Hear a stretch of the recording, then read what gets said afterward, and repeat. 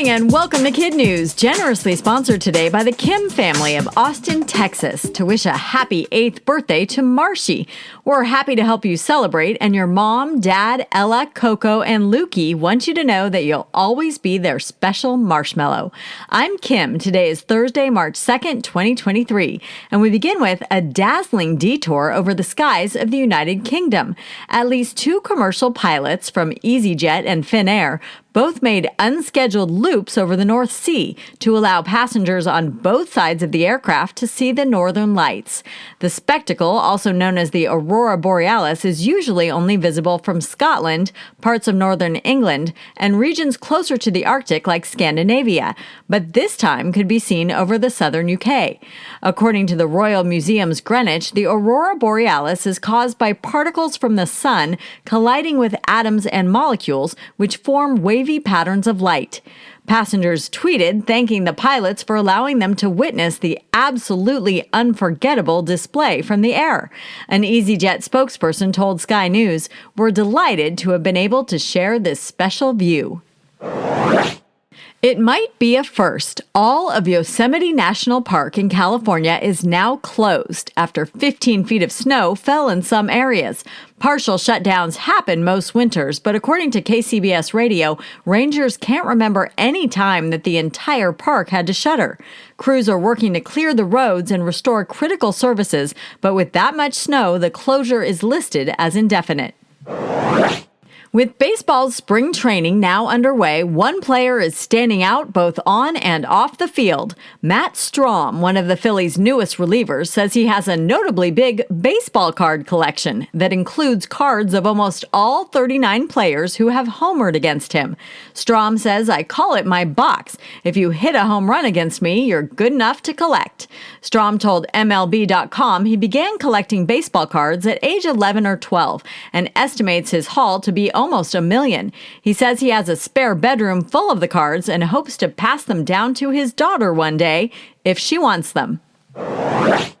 Another professional athlete is revealing his own secret. Former Cincinnati football player Chad Ochocinco Johnson says he spent the first 2 years of his career living inside the Bengals stadium so he could save money and focus on his game. Johnson told reporters he didn't see the point of buying or renting a house when everything I need is right here in the facility: showers, cafeteria, TV, couch, gaming system.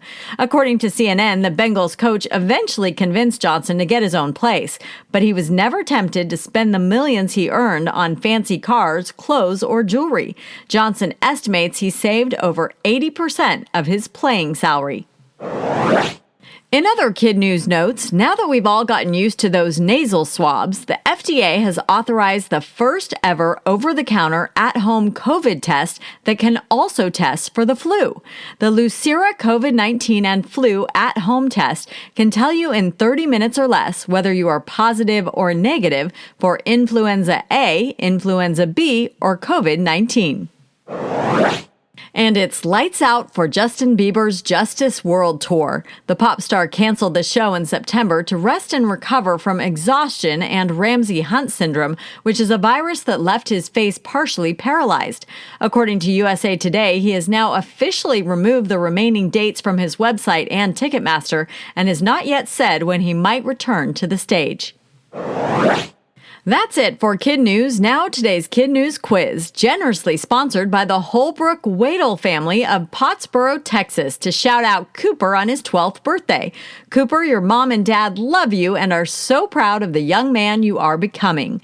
Now today's quiz. What is the name of the Northern Lights spectacle visible early this week over the UK? Aurora Borealis. How many years did a Cincinnati Bengals player say he lived in the stadium? 2. What is unique about the newly FDA-approved at-home COVID test? It can also test for the flu. How many feet of snow led to the complete closure of Yosemite National Park? 15. In today's Kid News Kicker, if Disneyland is truly the happiest place on earth, Jeff Wrights must be a very happy man. The 50-year-old from Huntington Beach, California, was just awarded the Guinness World Record for making the most consecutive trips to Disneyland ever. 2,995 to be exact, which translates into 8 years, 3 months, and 13 days. Wrights told the Los Angeles Times he began visiting the theme park in 2012 to boost his spirits after losing his job. The habit stuck, and even after he got a new job, he continued to visit a few hours a day with an annual pass until the park closed during the pandemic. Just last week, Guinness made Wrights' record official, and it may never be broken. Disneyland now requires reservations, and annual passes have new blackout dates, making it unlikely anyone can beat his streak. Thanks again to our sponsors, the Kim family of Austin, Texas, for underwriting today's episode. Happiest 8th birthday to Marlo, and a big shout out to all of her spectacular teachers and friends at Longview Micro School in Austin, Texas. And thanks to the Holbrook Wadle family of Pottsboro, Texas, for sponsoring our quiz. Happy 12th birthday to Cooper, and a big hello to all the teachers and students at the Heart of Texoma Montessori Academy in Sherman.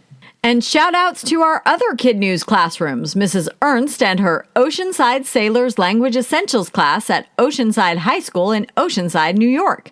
Mrs. Burton's 5th grade Wildcats who love listening to Kid News every day from Warren Hill School in Liberty, Missouri. Mrs. Gilbert's Moose at Moosup Elementary School in Moosup, Connecticut. Mom, a.k.a. Mrs. Mims, who homeschools 3 girls who listen to Kid News every day in Hampton, Virginia. And Mrs. Carroll's 6th grade journalism students at Bach Middle School of the Arts in West Palm Beach, Florida, who she says are avid researchers, talented writers, and devoted truth seekers who give her and us so much hope for the future of journalism. Thanks for listening. Please rate, review, subscribe, and share Kid News with all your friends and family. And we'll see you back here for more Kid News tomorrow morning.